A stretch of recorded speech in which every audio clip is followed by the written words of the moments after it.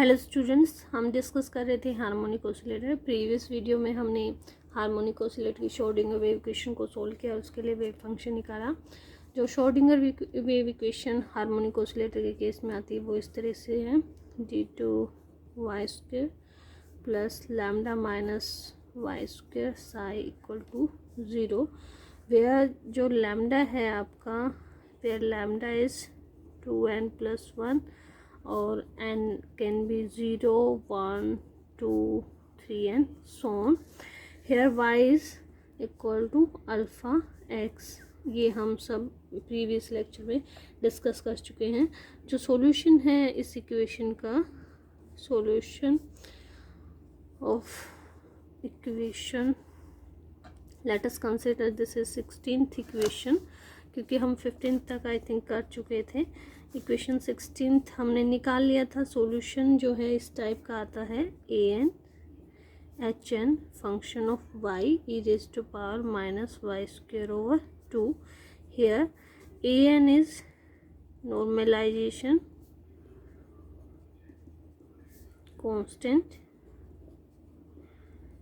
and hn is Hermite polynomial.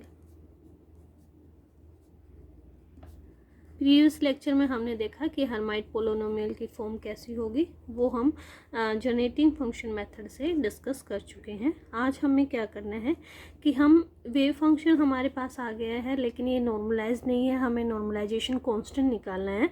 तो उसके लिए हम अगेन जनरेटिंग फंक्शन का यूज़ करेंगे।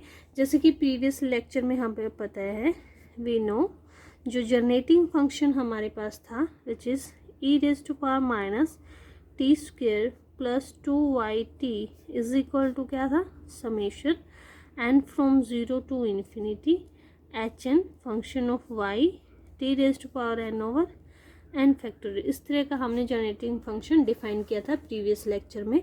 सिमिलरली हम यहाँ पे डिफाइन कर देते हैं e⁻, अनदर सीरीज हम यहाँ पे डिफाइन कर देते हैं p² plus 2yp equal to, यहाँ पे जो t है उसको हमने p से रिप्लेस कर दिया है। This must be equal to some another series where m run from 0 to infinity and here hm function of y p⁻m/m factorial. Now what we have to do कि आपको इन दोनों को मल्टीप्लाई करना है। Let us consider this is our equation 17 and this is our equation 18। तो आप इन दोनों को मल्टीप्लाई कर दिए, मल्टीप्लाई बोथ इक्वेशन, तो आपके पास इक्वेशन आ जाएगी e⁻−t²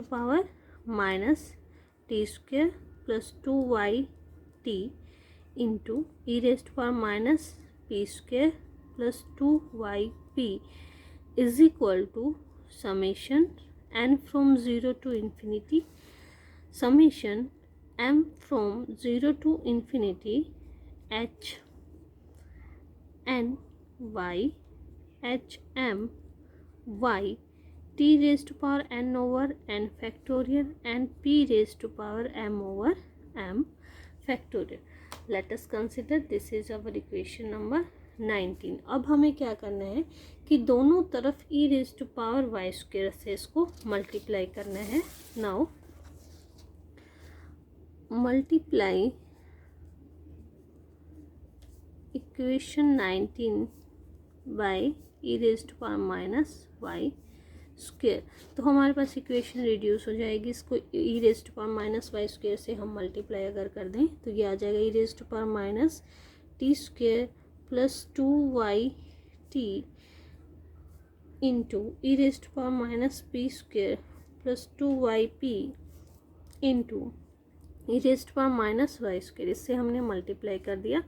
this must be equal to summation n from 0 to infinity, summation m from 0 to infinity t⁻n/n factorial p⁻m/m factorial hn function of y hm function of y e⁻y²। Now what we have to do, we have to integrate from -∞ to integrate from minus infinity to plus infinite, okay, with respect to y. आपको जो ऊपर equation है उसको with respect to y integrate करना है from minus infinity to plus infinity. तो अगर आप इसको इंटीग्रेट करेंगे तो ये इक्वेशन रिड्यूस हो जाएगी minus infinite to plus infinite. E raise to power मैं इसको कंबाइन करके लिख रही हूँ, minus t square minus p square minus Y square plus 2y t plus 2y p d y is equal to, देखिए integration और summation को हम रिप्लेस कर सकते, आगे पीछे लिख सकते हैं। तो यहाँ पे मैं पहले समेशन लिख रही हूँ n zero to infinity summation m from zero to infinite. क्योंकि हम with respect to y integrate कर रहे हैं तो ये टर्म भी इंटीग्रेशन से बाहर ले सकते हैं हम।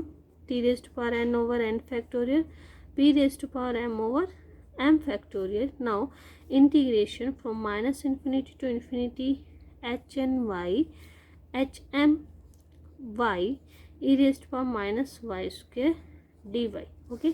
ये हमारे पास आ गई लेफ्ट हैंड साइड और ये आपके पास आ गई right hand side. And let us consider this is our equation number 20, okay. अब हम एक साइड को सोल्व करेंगे, पहले लेफ्ट हैंड साइड को, उसके बाद हम राइट हैंड साइड को सोल्व करेंगे। नाउ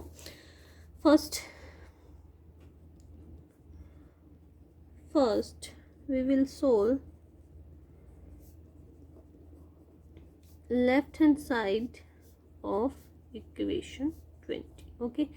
तो लेफ्ट हैंड साइड को मैं लिख रही हूँ minus infinity to infinity e raise to power minus t square minus p square minus Y square plus 2y t plus 2y P.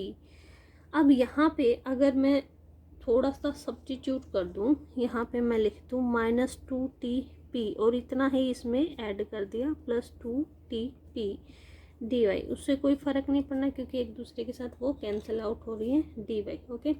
Now this equation should be equal to, यहाँ से e raise to power 2t p को common ले लीजिए क्योंकि y पे dependent नहीं है तो आप इंटीग्रेशन से बाहर इसको लिख सकते हैं।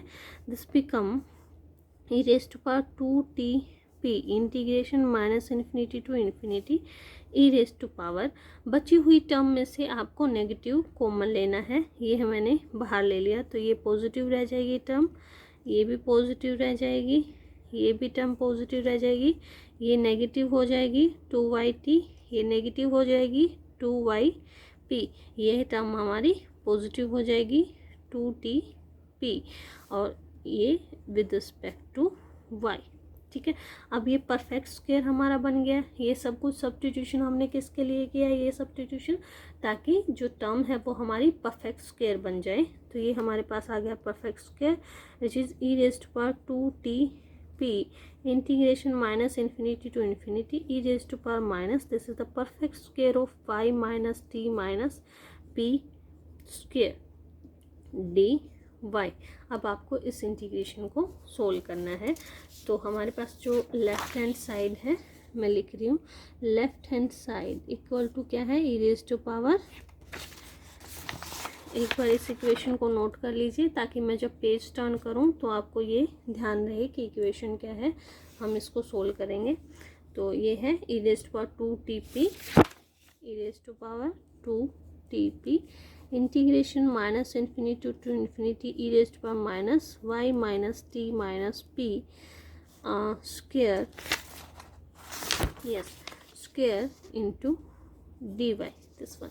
तो इस इंटीग्रेशन को सोल्व करने के लिए let y minus t minus p equal to z, then in this case dy should be equal to dz. Substitute this value, left hand side is equal to e raised to power 2t p, integration limit वही रहेंगी क्योंकि y infinite होता है तो z भी infinite जाएगा, y अगर minus infinite होता है तो z भी जो है माइनस इनफाइनाइट जाएगा। तो ये आ जाएगा minus infinite to plus infinite e raise to power minus z square d z, और ये स्टैंडर्ड इंटीग्रल है जिसकी वैल्यू कितनी होती है √π। तो ये आ जाएगा आपके पास √π pi e raise to power 2t p। Previous video में भी ऐसे स्टैंडर्ड इंटीग्रल के लिए मैंने सॉल्यूशन बताया है। इस लेक्चर में मैं फिर से आपके साथ शेयर कर देती हूँ कि ऐसे स्टैंडर्ड इंटीग्रल को हम कैसे सोल्व कर सकते हैं। जैसे कि ये इंटीग्रल एक इवन फंक्शन है, तो इसको हम 0 से इन्फिनिटी की फॉर्म में ला सकते हैं बाय मल्टीप्लाइंग विद 2। तो अगर आपके पास कोई ऐसी फॉर्म है, integration 0 to infinity x raise to power n e raise to power minus alpha x m dx, इस तरह का कोई इंटीग्रेशन है, तो इसका स्टैंडर्ड फॉर्मूला है, इसका सॉल्यूशन होगा gamma function of n plus 1 over m divided by m factorial alpha raise to power n plus 1 over m। देखिए इसी इंटीग्रेशन को अगर हम यहाँ पे देखें तो मैं इसको लिख सकती हूँ minus infinity to infinity z raise to power 0 e raise to power minus z square d z, ऐसा लिख सकते हैं। और इसको आप, क्योंकि ये इवन फंक्शन है तो 0 टू इन्फिनिटी 2 टाइम करके लिख सकते हैं, z0 e raise to power minus z square और डी जेड। इस फॉर्मूले में पुट कर दीजिए, कितना आ जाएगा 2 इंटू 0 टू इन्फिनिटी सेम बन रहा है, तो गामा फंक्शन ऑफ n की जगह पे क्या है हमारे पास 0 है, 0 प्लस 1, m की जगह पे क्या है 2 है, डिवाइडेड बाय क्या आ जाएगा 2, अल्फ़ा m की जगह पे क्या है 2 है तो 2 फैक्टोरियल, और अल्फ़ा की जगह पे क्या है 1 है तो 1 रेज टू पावर 1 ओवर 2, यही आ गई। तो 2 से 2 कैंसिल हो गया, दिस बिकम गामा 1/2, और गामा 1/2 क्या होता है अंडर पाई। तो आप इस तरीके से भी इसको सोल्व कर सकते हैं। Okay, now let's come to the point. Left hand side हमारे पास आ गई under pi e raise to power 2t p। अब इस एक्सपोनेंशियल को एक्सपेंड कर दीजिए, this become under pi into 1 plus 2tp plus 2tp square over 2 factorial and so on। इस तरीके से एक्सपेंड कर सकते हैं, तो मैं इसको लिख सकती हूँ under pi summation n from 0 to infinite, this become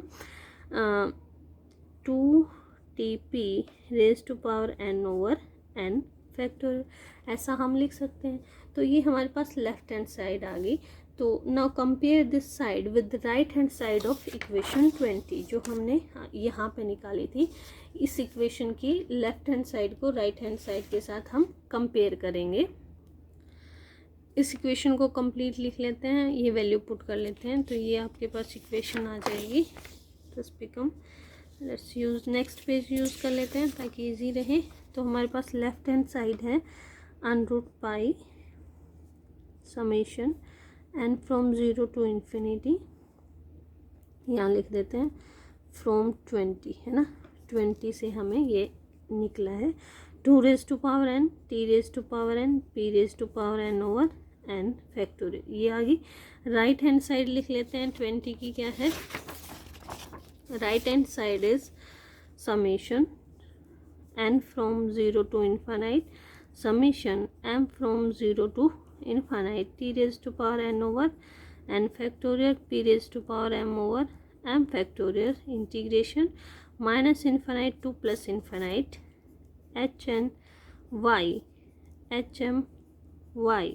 e raised to power minus y square dy, this term ये इक्वल हो जाएंगी। नाउ कंपेयर इफ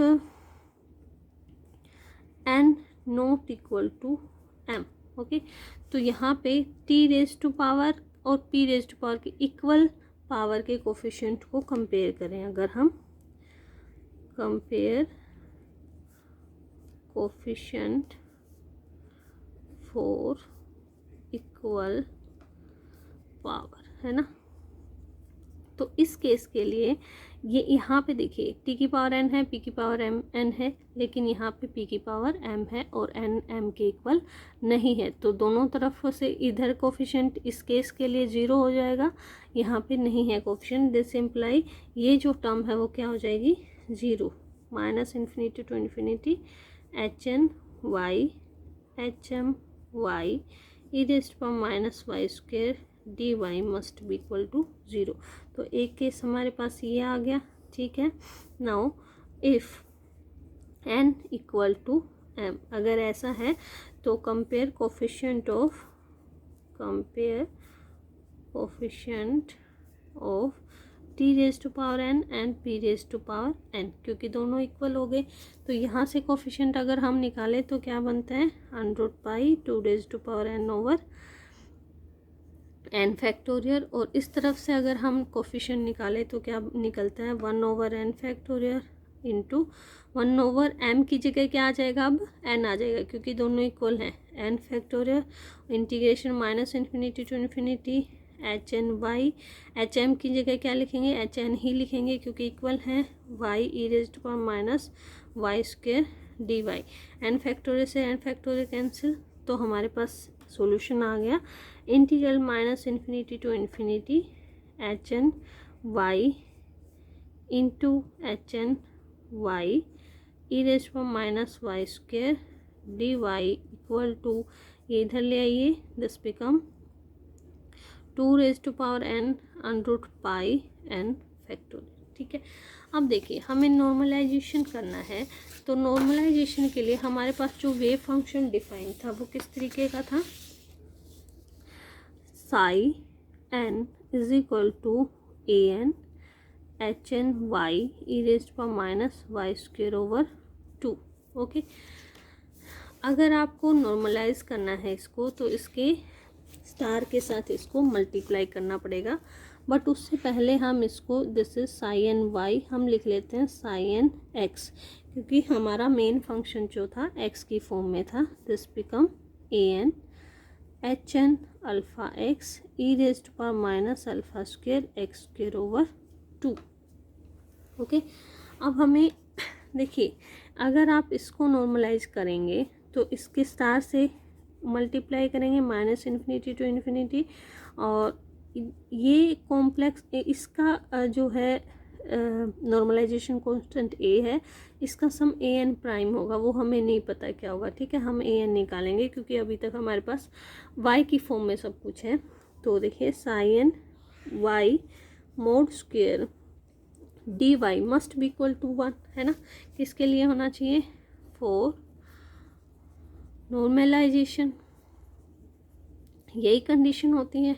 ठीक है, अगर हम यहाँ पे पुट करें तो ये वैल्यू आ जाएगी minus infinity to infinity a N mod square h N square function y e raise to power, देखिए इसका इसी के साथ करेंगे तो वाई स्क्वायर आ जाएगा और D Y must be equal to 1। तो मैं यहाँ पे लिख सकती हूँ A N mod square minus infinity to infinity H N square Y e raise to power minus Y square D Y must be equal to 1, और आपको इस इंटीग्रल की वैल्यू अभी अभी हमने निकाली है वो पता है।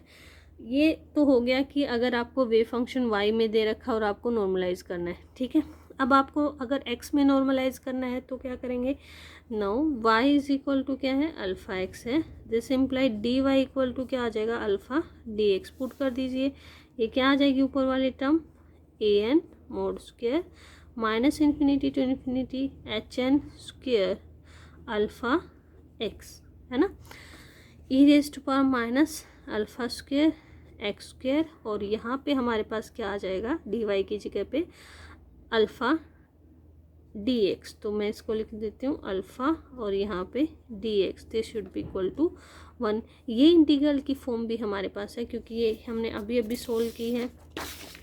किसके इक्वल आया है, अगर ऐसी कोई टर्म है तो वो किसके इक्वल है, 2 raise to power N under pi N factorial के इक्वल है।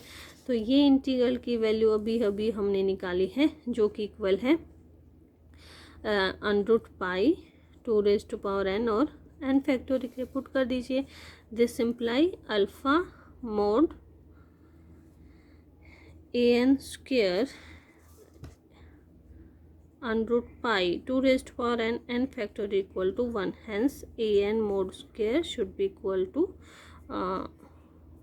कुछ मिस्टेक कर दी क्या, वेट फॉर, यहाँ पे कुछ कन्फ्यूजन हो गया, 1 मिनट के लिए इधर से इसको छोड़ दीजिए, इसको बाद में डिस्कस करेंगे। ओके, यहाँ पे देखिए ये इंटीग्रल आ गया था हमारे पास, इसकी वैल्यू हमने निकाल ली है जो कि हमारे पास आई है। इसको नेक्स्ट पेज पे कर लेते हैं, इसको यहीं तक देखिए 1 मिनट के लिए, इसको हम बाद में डिस्कस करेंगे। ठीक है। ये वैल्यू आई है A N mod square integration minus infinity to infinity और H N square Y e raise power minus Y square D Y equal to 1। ठीक है, ये इंटीग्रल की वैल्यू हमने निकाल ली। तो ये क्या है, ए एन मोड स्क्वेयर, ये वैल्यू है under pi two raise to power N factorial equal to 1। तो यहाँ से ए एन मोड स्क्वेयर क्या आ गया, 1 over under pi two raise to power N into N factorial. Hence A N is equal to 1 over under pi two raise to power N factorial raise to power 1/2। तो हमारा psi N in term of, देखिए function of Y क्या आ जाएगा, A N है ना, यही था A N H N Y e raise power minus Y square over 2। ये वैल्यू पुट कर दीजिए, क्या आ जाएगा under pi two raise to power N factorial और H N H N Y e raise power minus power 1/2 Y square over 2। तो this is our wave function in term of Y. अब हमें wave function निकालना है इन term of x. ठीक है, इन term of x निकालने के लिए हम क्या करेंगे, हमारे पास जो वेव फंक्शन है देखिए उसको हम कैसे लिख सकते हैं। देखिए जो हमारे पास वेव फंक्शन था, अगर मैं उसको एक्स की फॉर्म में लिखती हूँ तो इस तरीके से लिख सकते हैं, A N H N Y e raise to power minus Y square over 2। हमें एक्स की फॉर्म में लिखना है, तो क्या आ गया, A N H N alpha x e raise to power minus alpha square x square over 2। ठीक है, अब आपको इसको नॉर्मलाइज करना है, तो psi into psi mod square करेंगे, यानी आपने करना है minus infinity to infinity psi function of x mod square d x. और इधर से आप इसी को रखेंगे, इधर से इसको रखेंगे, तो इसको सोल्व करें। अगर इधर से आपने इस टर्म को रखना है, इसको लिखें अगर सोल्व करके मोड स्क्वायर के साथ, तो क्या आ जाएगा, दिस बिकम, एक्स के टर्म में लिख रहे हैं तो A N mod square integration minus infinity to infinity H N alpha X और इसका स्क्वायर हो जाएगा और इनटू में क्या आ जाएगा, e raise to power minus alpha square x square और D X. Now put Y is equal to alpha X, तो यहाँ से D Y equal to alpha D X, वहाँ पे मैंने y ऑलरेडी पहले ले लिया था तो वो मिस्टेक हो गई थी। ठीक है, अब यहाँ से dx को रिप्लेस करना है dy बाई अल्फ़ा से, तो इसको y की टर्म में ले जाइए, तो क्या आ जाएगा, A N mod square integration minus infinity to infinity H N Y square e raise to power minus Y square and this become D Y over alpha. तो ये आ जाएगा A N mod square over alpha minus infinity to infinity H N square Y e raise power minus Y square D Y. और ये integration हमने solve किया है, क्या था, A N mod square over alpha into two raise to power N और under pi N factorial. और normalize है तो दिस टर्म, अगर ये नॉर्मलाइज कंडीशन है then this term should be equal to 1, तो this should be equal to 1। तो हमारे पास क्या आ जाएगा, A N mod square should be equal to alpha over two raise to power N under pi N factorial. A N is equal to alpha over two raise to power N under pi n factorial raised to power 1/2. Hence our wave function psi n is alpha over 2 raised to power n. This is in the function of x under pi n factorial raised to power 1/2 h n alpha x e raised to power minus alpha square x square over 2. This is our final wave function for harmonic oscillator. आप यहाँ से निकाल सकते हैं what is the wave function for ground state, first excited state, similar manner में, जैसे कि if we put n equal to 0 then psi naught x equal to क्या आ जाएगा, यहाँ पे n की जगह पे 0 पुट कर दीजिए, 2 की पावर 0 1 होता है, 0 फैक्टोरियल 1 होता है, तो सिर्फ क्या रह जाएगा, alpha over under pi raise to power 1/2। यहाँ पे एच एन 0 हमने निकाला था, एच 0 अल्फ़ा एक्स किसके इक्वल होगा, 1 के इक्वल होगा, तो ये 1 आ गया, e raise to power minus alpha square x square over 2। तो ग्राउंड स्टेट वेव फंक्शन आ गया। सिमिलर मैनर में n इक्वल टू 1 किया हमने, एच 1 अल्फ़ा एक्स किसके इक्वल होगा, 2 अल्फ़ा एक्स के इक्वल होगा, निकाला था पीछे, तो साई 1 एक्स किसके इक्वल आ जाएगा, alpha over 2 under root pi raise to power 1/2 and h1 क्या है 2 अल्फ़ा एक्स है, e raise power minus alpha square x square over 2।